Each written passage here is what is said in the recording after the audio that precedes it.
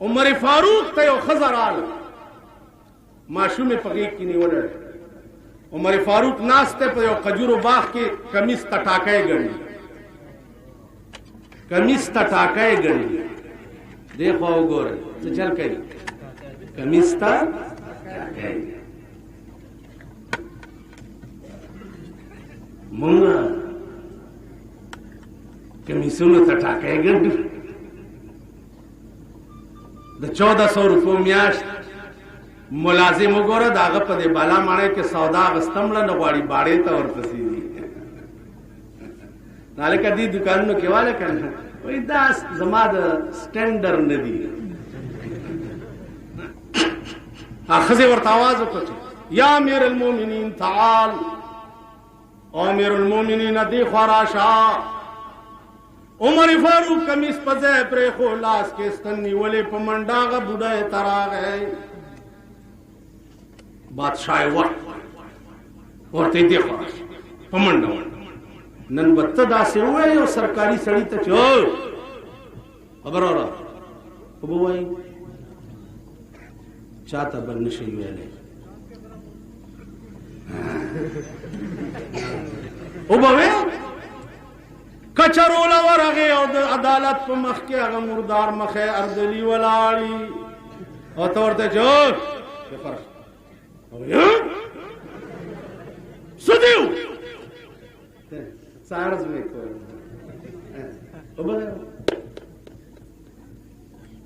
دننه لاړې تاریخ دې بدلولو بابو صاحب السلام علیکم وعلیکم سدی جی داسې کوي ورته که نه مونږ لا خمځان نه پړانګان جوړ کړي دي که نه ته ما ته وایې جومات کې چې او مولا دې خوا راشه الله سپکه ورک کړې په کچرو کې د دوانو مخې نه ته ورته راغی بابو صاحب څه دي تاریخ جي کېنهلته وایه وایي درته که نه وایي زه درته سپک ښکارم جومات درته سپک ښکاري نو خدای سپک کړی څوک چې بل ته سپک نظر وایي که ته نه کوې په چا باندې غرض که ته نه کوې په چا باندې غرض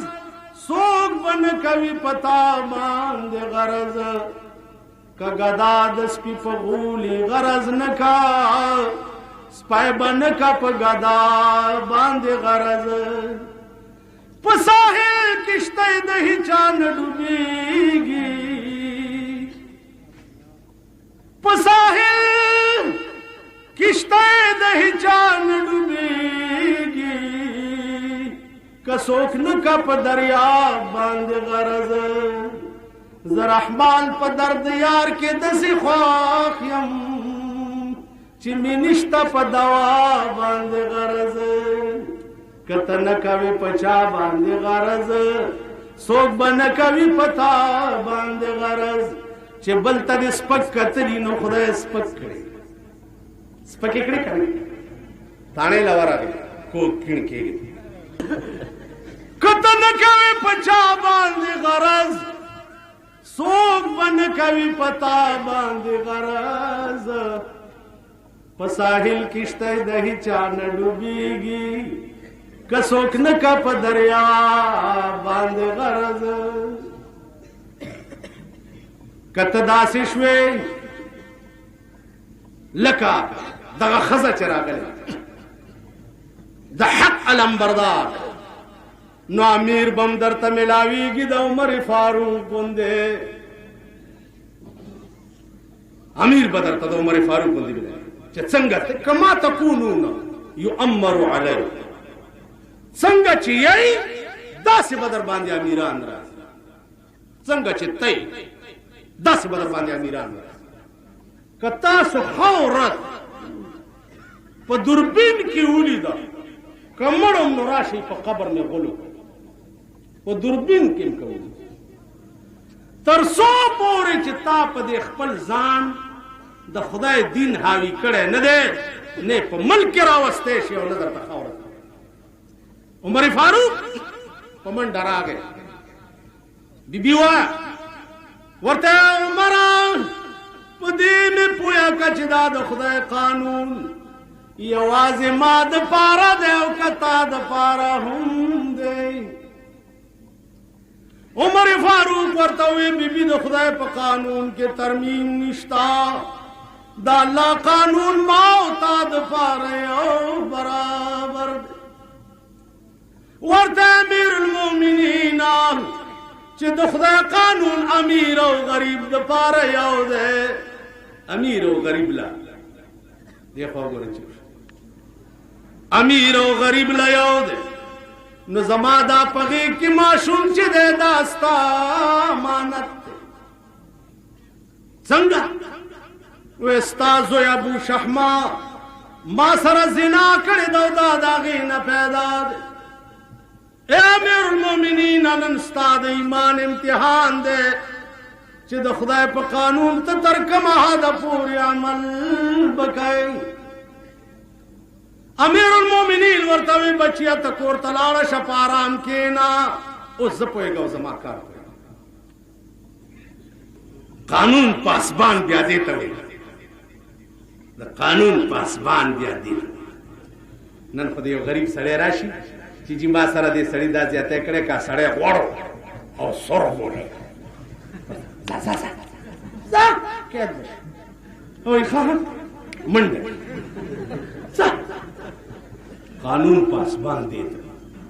یو ښځه راله یې خو وګورئ محمود غزنوي ته یې وویل چې دا ستا د عدل حکومت دی او دا ستا د انصاف حکومت دی چې یو هندو زما د زوی نه کچه ګوته غوسه کړه ځکه چې د هغه په پیو کې ډوبه کړې وه محمود غزنوي ورته ویل ښه ویل په ما ډېر روټۍ تر هغې پورې حرام وي چې ستا د زوی د ګوتې بدل مې د ټول هندوستان نه نی اخیستی یو هندو د مسلمان کچه ګوته غوسه کړې ده او زه به ستا د زوی د ګوتې بدل ټول هندوستان نه الم نو پې ورغی چې پې ورغی اول حمله یې په سومنات وکړه د هندوانو پنډتان ورته راله وی دا لکونه اشرفی او دا واله خو دا سومنات بوت ته زمونږ څه مه وایه دا زمونږ ډېر لوی خدای دی هغه وی اول د ده دا خېټه برمه کوم چې وی والو په برچا د هغه خېټه ټوله د جواهراتو ډکه محمود غزنوي وی زه هغه محمود نه یم چې بوت فروش جوړ شم زه هغه محمود یم چې زما نامه په تاریخ کې محمود بت شکن راشي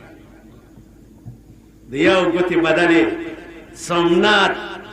باندې حمله او ټول هندوستان فتح کول او دغه سومنات دروازې کابل ته راوړې کابلیانو بیا چې دی د ظاهر شاه که د چا په حکومت کې تنبیه بیا هندوانو له ورکړې چې دا زمونږ ترور ده چې خفه نه شي کم دروازې چې محمود غزنوي راوړې تاسو پوه شوئ اوس ته خو ورشئ او غریب سړی دی ورشي چې صاحب ما سره دا زیاتی کېږي که نه جي ځه ځه د اخترونو کې نه ګورئ تاسو د اختر کې خو تاسو مهرباني کړې وه زما پسې پراپېګنډه وکړه چې چا ویشتی دی ویشتی دی چې ویشتی دی د خدای په غضب زه اخته وم ټلیفونونه دي او خلک دي شپږ ډزه یې ویشتی دی حاله چې کوم دی کلاشنکوپ یې ویشتی دی او په پلاني چلې کړی یو خړوس پکې ویلې زه اوس جنازې نه راغلم نو صاحب ټول ملک څه چې عرب ملکونه بار دنیا په لوی غضب اخته دی خو وګورئ ما څه چې هلکه زه به مړ کېږم نه یوه ورځ موت کا ایک دن معین ہے موت کا ایک دن معین ہے نیند کیوں راتوں بر نہیں آتی مرګ خو یو ورځ د راځي او زه به مړ کېږم نو د مرګ د غمه خوب ولې ټوله شپه نه راځي ولې زه به مړ کېږم لیکن میرا مرنا کیوں ان کے گھر شادی ہوئی تاسو خیال دی چې بجلیګر مولا مړ شي نو د سربو پسې به بیا څوک څه ویلی نه شي د بجلیګر مولا نیکونه به پیدا شي او دې بړواګانو دا د ښځو درې دلګان به پرېږدي نه دا پراپیګنډا دی دا د سټ په وختوي چې د درېمې تبي ورکیږي دوی کړي دا زمون خزه پس ستاسو خزه دار چا زمونږ هم یو خزه دوسترګي دي ستاسو دوستر